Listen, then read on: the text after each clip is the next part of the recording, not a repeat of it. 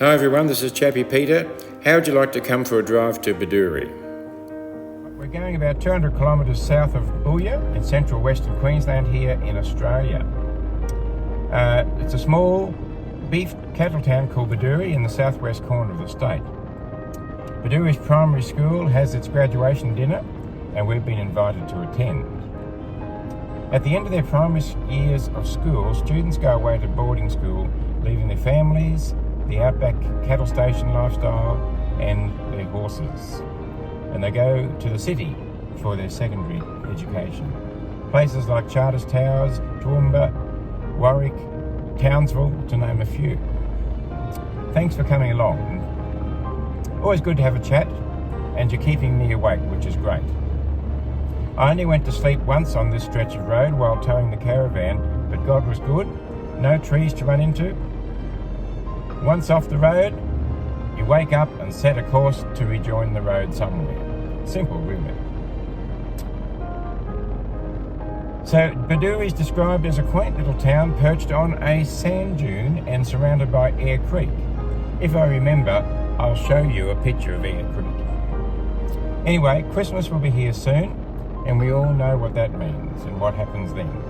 Holidays, of course, and we breathe several great sighs of relief that the work year is over.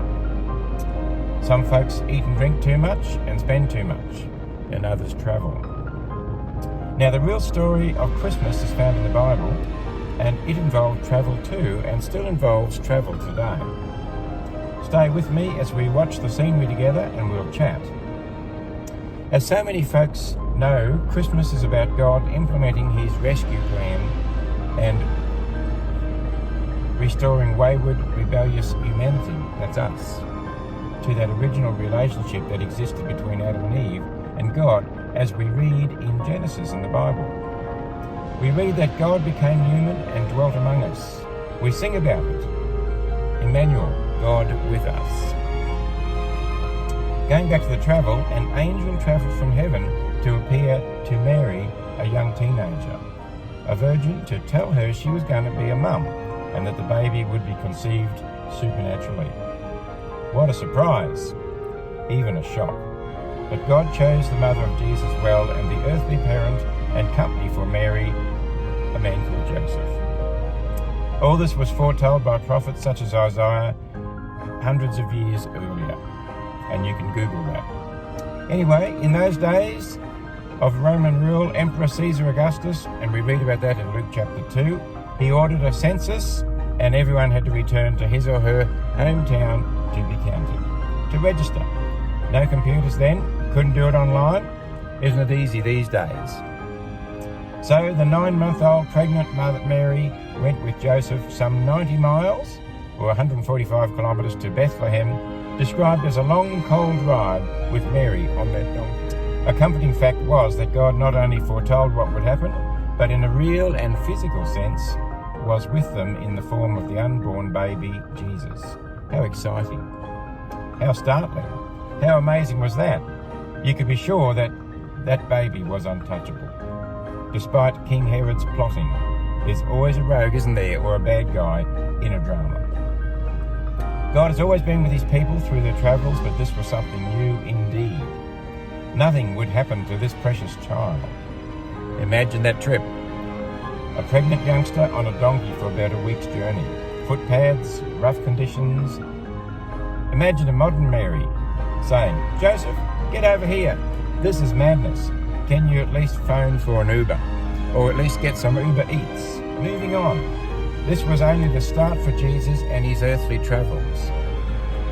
It was estimated that he walked 3,125 miles, over 5,000 kilometres during his earthly ministry, culminating in the fulfilment of the rescue plan by his death and resurrection that first Easter.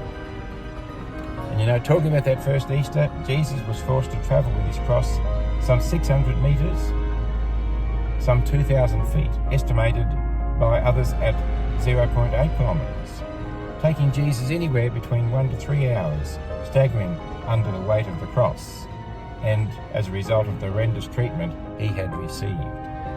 And he did it for us. This apparent defeat that had been foretold, of course it was a victory indeed. the price being paid to reconcile us, the defeat of death, O death, where's your sting, and of course the joy, peace and hope that comes from our personal acceptance of that free gift, so clearly and dearly bought. And now Christians experience the presence of God through His Spirit as they travel through life. Wow, not alone. No need to be alone ever again. No need to feel aimless and hopeless in life. There's good news indeed, isn't it? Certainly worth acting upon and appropriating. As you and I travel this Christmas, let's spare a thought. In fact, spare lots of thoughts for Mary and Joseph, and of course Jesus, who made it all happen so that we can personally and collectively celebrate that first Christmas and hopefully every day experience the spirit of Christmas.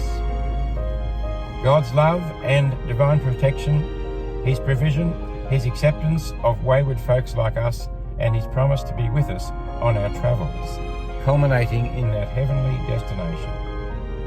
And a prayer. Lord, thank You for suffering the hardships that we might know and experience peace with You and peace within as we travel through a troubled and fallen world. Amen. God bless you, folks. Stay tuned for a quick look to see around Bedourie and then for the conclusion to today's little time together. Yeah, thanks for your company, eh? Bless you. We'll catch up with you next time. Goodbye.